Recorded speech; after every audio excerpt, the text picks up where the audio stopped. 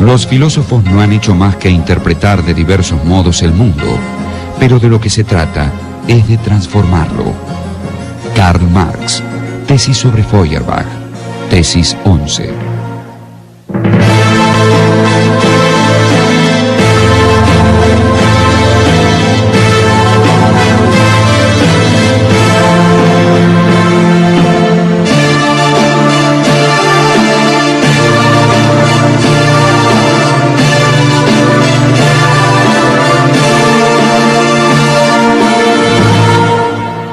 Karl Marx. Marx es un filósofo que plantea fundamentalmente que al mundo no hay que interpretarlo sino transformarlo. Plantea la filosofía de la praxis, la unión de la teoría y la práctica, la acción directa para transformar el mundo. Marx es un hijo directo de la filosofía clásica alemana. En realidad, la concepción de Marx viene de tres vertientes grandes. El socialismo utópico francés, con Owen, Lamennais y Saint-Simon, fundamentalmente Saint-Simon y Lamennais, la economía política inglesa y la filosofía clásica alemana, que está conformada fundamentalmente por Hegel y por Feuerbach, que son los principales maestros de Marx. Marx existe en el debate contemporáneo, existe en esto que estamos diciendo. Marx fue sometido a un duro examen por parte de Sartre, que finalmente se acercó mucho más a él de lo que él mismo hubiera previsto, diciendo una frase que de alguna manera es una frase que sigue siendo interesante. Marx es un pensador de ciertas condiciones del mundo y de la historia que aún no han desaparecido, de modo tal que la lectura de Marx se arrastra como un lento río a lo largo de estas grandes mutaciones tecnológicas, de lo que llamamos capitalismo, que lo tienen a Marx como un compañero indisoluble. Por eso Marx tiene una gran actualidad.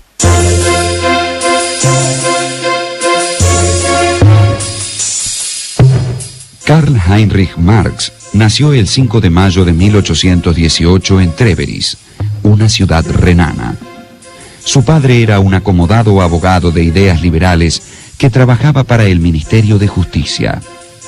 Luego de la anexión de Renania por parte de Prusia, la familia Marx, de ascendencia judía, tuvo que convertirse al evangelismo para que el padre de Karl pudiera seguir ejerciendo su profesión. Marx era hijo de un abogado que se había recibido en la Universidad de Bonn, un abogado judío de padre y abuelos judíos y rabinos, que se había convertido al cristianismo, al luteranismo, bueno, por cuestiones vinculadas a la situación de los judíos en Alemania. El padre de Marx, Herschel Marx, el abuelo era Levi Marx, cambia entonces su nombre por el de Heinrich Marx, y su madre era de origen húngaro, un matrimonio que tuvo 8 hijos, la mayor era una mujer, Sofía, y luego venía Carlos Marx, o sea que era el mayor de los hijos varones. Marx es de una ciudad alemana junto al río Mosela, la ciudad de Treveris. Justamente las actividades económicas de los viñateros y los recolectores de leña del río Mosela le inspiran la primera observación aguda sobre la relación entre el trabajo y las formas en que se construyen vínculos sociales. Por consejo, su padre va a estudiar Derecho, Abogacía, a la misma universidad de su padre, a la Universidad de Bonn. Estamos hablando ya de un Marx con 16, 17 años. Marx frecuentaba también la casa, en ese tiempo de la adolescencia, de un amigo de su padre que vivía en la misma calle, que era Ludwig von Westphalen. decir Westfalen puede provocar asociaciones con Westfalia, o sea, está claro que Ludwig von Westphalen pertenecía a la aristocracia, a la alta burguesía, y además, entre varios hijos, tenía una hija. La hija era Jenny von Westphalen, a la que Marx, en esa etapa de la adolescencia y cuando iba para Bonn, pidió el matrimonio. Lo que, pese a la diferencia de clase, le fue efectivamente concedido, y entonces, bueno, por lo menos se confirmó el compromiso correspondiente.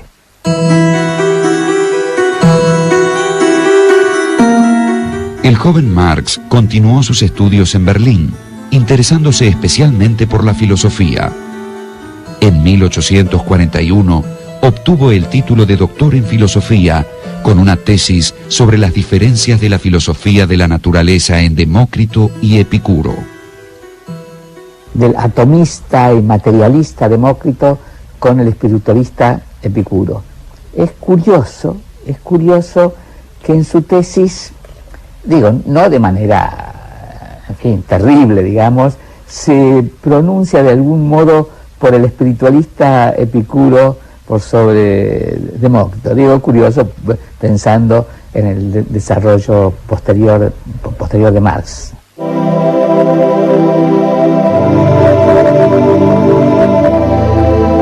Una vez cumplidos sus estudios, Marx se orientó hacia el periodismo. En 1842 se instaló en Colonia y conoció a quien sería su fiel amigo e íntimo colaborador, Friedrich Engels. Al año siguiente escribió algunos ensayos y su Crítica de la filosofía del derecho de Hegel. Marx planteaba que la filosofía de Hegel era reaccionaria porque legitimaba el status quo. Hegel es un idealista y plantea que la dialéctica es entre la idea y la materia, que es una degradación de la idea, desde el punto de vista filosófico. Y Marx plantea las cosas al revés, él y Engels lo plantean al revés, que la materia está en movimiento permanente, que es eterna, y que la idea, o sea, la conciencia, es producto del ser y no al revés. El ser determina la conciencia, la práctica determina la teoría. Vista la historia con una gran generosidad, Marx es un capítulo de la historia de Hegel, pero al mismo tiempo, vista con rigor de las militancias sociales y políticas del siglo XIX y del siglo XX, Marx es el gran heredero y al mismo tiempo el gran crítico de Hegel, y es una pareja indisoluble, ¿no? Es uno de los grandes momentos del humanismo revolucionario del siglo XIX, para llamarlo con un nombre que hoy sería interesante para reavivar estos grandes legados. Marx va a tomar fuertemente la dialéctica de Hegel, aunque la va a desarrollar y la va a utilizar a su manera, y va a ser heredero en algún sentido de algunos aspectos de la filosofía hegeliana vía filósofos como el mismo Schelling. Digo el mismo Schelling porque si uno habla del movimiento del idealismo alemán, está mencionando a Fichte, a Schelling y a Hegel. En términos generales, para estudiar a Marx no se puede estudiar a Marx desde la lógica formal, hay que estudiarla desde la lógica dialéctica. Y la lógica dialéctica no estudia la foto fija, estudia el movimiento. Estudia una cosa en sus concatenaciones, en sus principios y en sus terminaciones. Estudia la cosa siempre en movimiento, nunca fija. En 1844, Marx se dirigió con su esposa a París, donde intentó vivir de sus colaboraciones periodísticas. En esta época, escribió los Manuscritos Económico-Filosóficos, que se mantendrían inéditos hasta 1930. En ese texto, destacó la naturaleza alienada del trabajo bajo el capitalismo y analizó el fenómeno que denominó fetichismo de la mercancía. Se supone que el precio, en términos económicos, tiene que ser la expresión monetaria del valor. Pero ¿por qué hay diferencia entre valor y precio? Te pongo un caso. Para la cancha, vos producís una pelota de fútbol. Supongamos que la producción de la pelota de fútbol te cuesta X tiempo producirla, por lo tanto, ese tiempo transfigurado en una medida monetaria son 100 pesos. Macanudo, la pelota vale 100 pesos porque cuesta X tiempo producirla. Pero vos la llevas a la cancha de River llena, cuando estás jugando con Boca, la pones en circulación, la pelota, y después la sacás en circulación. ¿Qué precio tiene esa pelota? ¿Su precio coincide con el valor? No, el precio se va a las nubes. ¿Por qué? Porque está fetichizada. Entonces el fetichismo de la mercancía, que es justamente la definición de la mercancía. Hay mercancías porque hay esta forma de tapar en la vida la experiencia real sobre las cosas y el papel que el hombre desarrolla gobernando las cosas. Como esto se invertiría, las cosas aparecen gobernando la vida, de ahí la expresión cosificación. Marx realiza esa formidable crítica que después tendrá una consecuencia en toda la filosofía del siglo XIX y del siglo XX, sobre todo del siglo XX, y en la Escuela de Frankfurt particularmente, muy amplia. De modo que la idea de mercancía como una experiencia falsa sobre la realidad, pero no menos que intensa, porque puede ser falsa, pero la experiencia también es una experiencia que liga a las personas a un mundo que hay que transformar, a un mundo que oculta las raíces de la vida productiva, pero no deja de ser una experiencia intensa. Yo creo que lo más importante de los manuscritos económicos filosóficos, que está escrito cuando Marx era joven, 1844, o sea, cuando era hegeliana izquierda, es el concepto de alienación y enajenación. La alienación es la enajenación, la alienación es la alienación del hombre frente al trabajo, y la enajenación Marx le llama al hombre frente a la producción de bienes de consumo, de mercancías. Porque la mercancía es el propio capitalista. E inclusive el hombre está enfrentado a la naturaleza en ese momento, aunque el hombre es parte de la naturaleza, se enfrenta a la naturaleza y cuando produce más objetos, se le dan más valor a los objetos que produce que al hombre que los produce, digamos.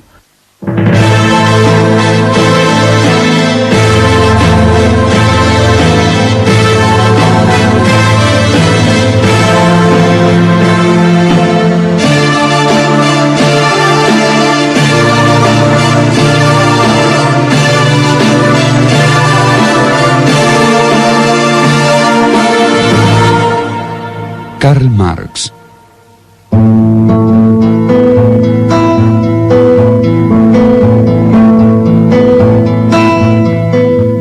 Entre 1844 y 1845, Marx había publicado algunos artículos en un semanario de tendencia antirrusa y antiprusiana que se editaba en Francia. A pedido del gobierno de Prusia, el Ministerio del Interior francés ordenó la expulsión de los colaboradores de dicha publicación. Marx tuvo que trasladarse a Bruselas, donde reanudó los estudios económicos e históricos que había iniciado en París. Engels se reunió con él y juntos dirigieron un periódico financiado por industriales renanos. También publicaron conjuntamente La Sagrada Familia, libro en el que criticaron fuertemente a los círculos académicos prusianos. En esos años, Marx redactó sus tesis sobre Feuerbach y un texto que solo fue conocido póstumamente, La ideología alemana. Exponía allí que la naturaleza de los individuos depende de condiciones materiales. Marx dice, digamos, que hay 3 niveles para la comprensión de una sociedad. El nivel económico, en última instancia, es el que determina los otros niveles, pero los otros niveles son el jurídico-político y el ideológico. El jurídico-político está determinado por el Estado y las instituciones políticas, y el ideológico está determinado por las ideas dominantes en ese momento. La lucha de clases no solamente se da en el terreno económico, se da en el terreno político y en el terreno ideológico. Lo que pasa es que para poder cambiar, por lo menos para empezar a cambiar la relación política y la relación ideológica, hay que cambiar las relaciones de producción. Cuando Marx se pregunta, además, ¿cuál es la posibilidad y cuáles son las vías para una transformación de la sociedad, para una transformación estructural de la sociedad? Entonces Marx va a decir que esas vías tienen que ver con la resolución de una triple contradicción. La primera contradicción es la contradicción entre el hombre y la naturaleza. La segunda contradicción se va a dar entre las fuerzas productivas y las relaciones de producción. La tercera contradicción claramente va a ser entre las nuevas relaciones de producción y la vieja superestructura. El desarrollo, el cambio, la transformación de la sociedad se va a producir cuando el hombre triunfe sobre la naturaleza y luego las nuevas fuerzas productivas sobre las viejas relaciones de producción, y luego las nuevas relaciones de producción sobre la vieja superestructura, generando una nueva superestructura. En 1847, Marx participó en Londres en el segundo Congreso de la Liga de Comunistas, con quienes estaba vinculado desde 1844. Este Congreso le encargó confeccionar, junto con Engels, un manifiesto comunista, que fue publicado en febrero de 1848. Allí, Marx y Engels expusieron, entre otras cosas, que la historia de las sociedades es siempre historia de las luchas de clases. Fue la piedra angular de lo que luego recibió el nombre de materialismo histórico. Es la materia que es el vínculo de relación de la sociedad con la naturaleza. Por supuesto está la naturaleza de por medio, pero esta está siempre transformada por el trabajo. Y cuando el trabajo al mismo tiempo aparece como un acto creador del humano, la materia se define como autocreación permanente del humano. Creo que esa es la mejor manera de interpretar el materialismo histórico.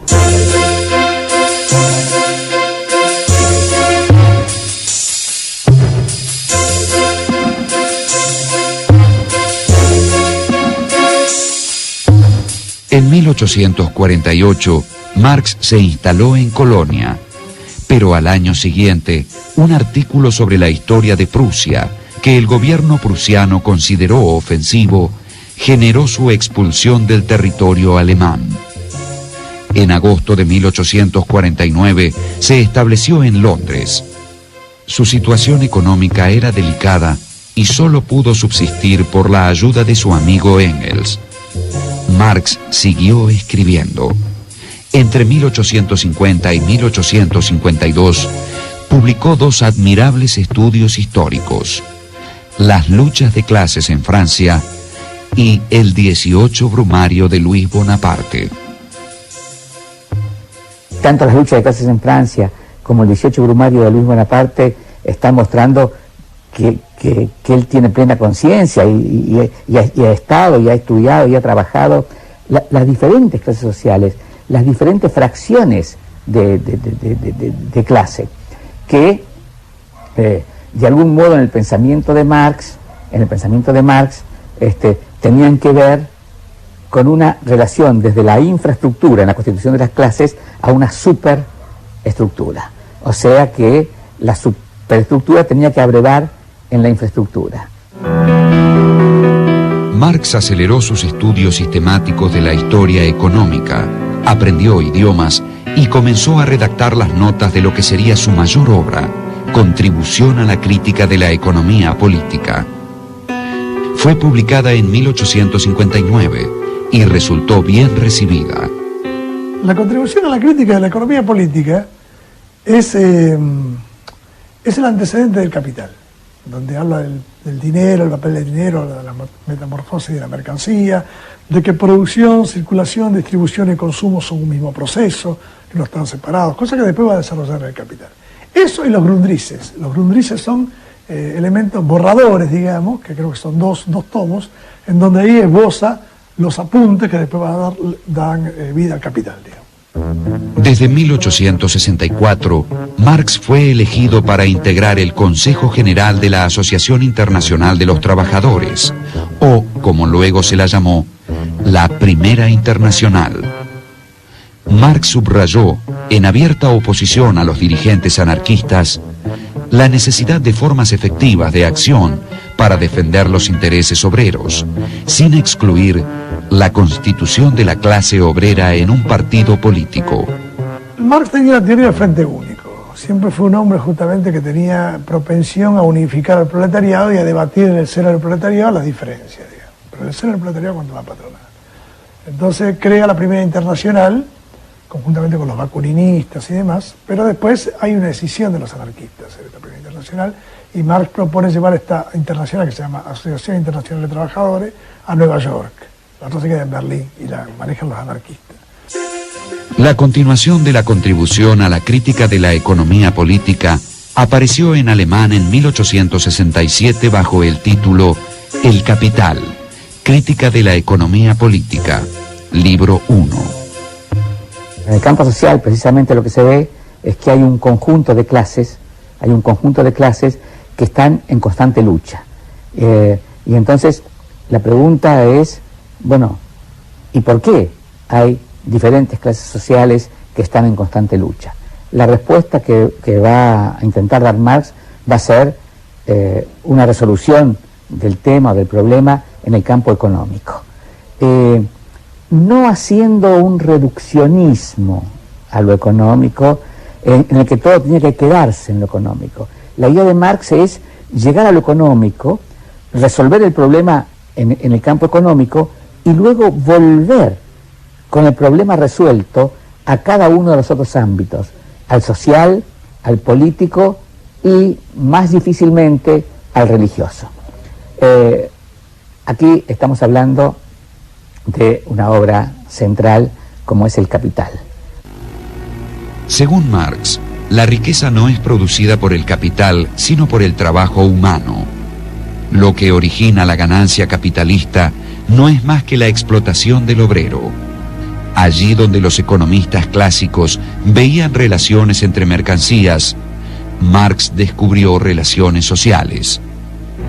La economía clásica señalaba que el dinero producía más dinero. Este agregado de valor es lo que se llamaba plusvalía. La plusvalía es la cantidad de trabajo no retribuido. Y entonces, a través de la cantidad de trabajo no retribuido, Marx, por ejemplo, muestra cómo en el trabajo, una parte del trabajo es lo que el préstamo que de las máquinas hacen los capitalistas a los obreros para que puedan ejercitar su fuerza de trabajo. Otra parte es la ganancia del capitalista y otra parte es lo que se le da al obrero por la vía de un salario como pago por su trabajo. Según Marx, el capitalismo supone una tendencia al aumento de la miseria material de los trabajadores y, como consecuencia, tensiones sociales cada vez mayores. Pero Marx opinaba que el capitalismo avanzaba hacia su crisis final y hacia la revolución que aboliría las clases sociales. Marx justamente dice que la propiedad privada es la que produce la alienación, la enajenación del trabajador. Entonces él dice que la única forma de salir de la alienación y de la enajenación es que el trabajador deje de ser un proletario. ¿Qué significa ser un proletario? Tener que vender tu fuerza de trabajo en el mercado, vender tu fuerza de trabajo en el mercado por un salario. A partir de 1869, Engels pudo asegurar a Marx una renta anual fija para que pudiera despreocuparse del dinero. No obstante, su pésima salud y las muertes de su esposa y su hija mayor oscurecieron sus últimos años. Falleció en Londres el 14 de marzo de 1883, víctima de un absceso pulmonar. Ya había terminado los 2 volúmenes siguientes de El Capital. Sería luego Engels quien los revisaría y publicaría. Y el capitalismo y Marx son inescindibles, no se los puede separar porque en el fondo sería una injusticia con el propio pensamiento de Marx, que es un intento de situar lo concreto. Si la materia es lo concreto y lo concreto vive de su contradicción interna. Considerando esto, se puede decir que el legado de Marx está vivo en todo pensamiento que al mismo tiempo que ejecuta sus movimientos hacia la materia de la historia, trata de pensar sobre sí mismo, o sea, qué hizo cuando se lanzó a comprender el mundo. Por eso, en ese sentido, Marx es uno de los grandes filósofos del siglo XIX.